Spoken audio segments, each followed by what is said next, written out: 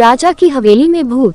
राजा अपनी हवेली को छोड़कर दूर रहते थे, लेकिन यह बात किसी को नहीं पता थी कि उस हवेली में भूत रहता है। राजा हवेली में नहीं रहते थे, लेकिन गांव वाले उस हवेली के पास जाने से डरते थे। वो कहते थे कि यह हवेली ठीक नहीं है। गांव वाले नहीं जानते थे कि उस हवेली में है भूत कैसे और कहां से आया।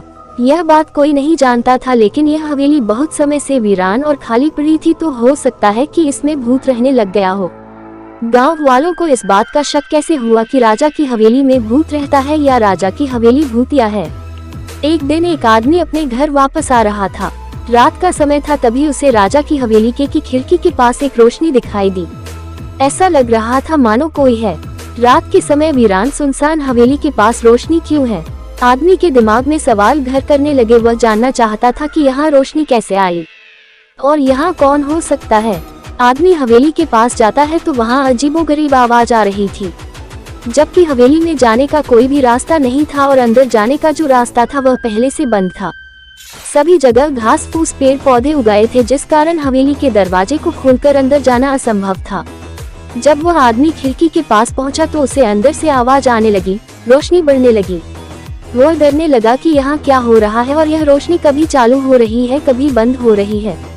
कुछ समय के पश्चात वहाँ रोशनी भी बंद हो गई और आवाज आना भी बंद हो गई। अब वहाँ शांति थी। उस आदमी को कुछ समझ नहीं आया। जैसे ही वह आदमी हवेली से जाने लगा तो उसके सामने एक साया आ गया, जिसको देखकर वह बुरी तरह डर गया। उसी क्षण अचानक से वह साया गायब हो गया। उस दिन के बाद वह आदमी कभी भी उस हवेली की तरफ नहीं गया। उसने यह बात पूरे गांव वालों को बताई, जिसके बाद से सभी गांव वाले उस हवेली को भूतिया हवेली कहने लगे और भूतिया हवेली की तरफ जाना किसी खतरे से खाली नहीं है। यह बात हर गांव में आने वाले को भी बताने लगे। गांव वाले सोचने लगे कि शायद इसी भूत की वजह से राजा ने इस हवेली को खाली कर दिया। कई बातें ऐसी हैं जिन पर आज भी गांव वाले शक करते हैं। अगर वीडियो पसंद आई तो लाइक करें, चैनल पर नए हैं तो चैनल को सब्सक्राइब करें, जिससे कि वीडियो पहले आप तक पहुंचे। धन्यवाद।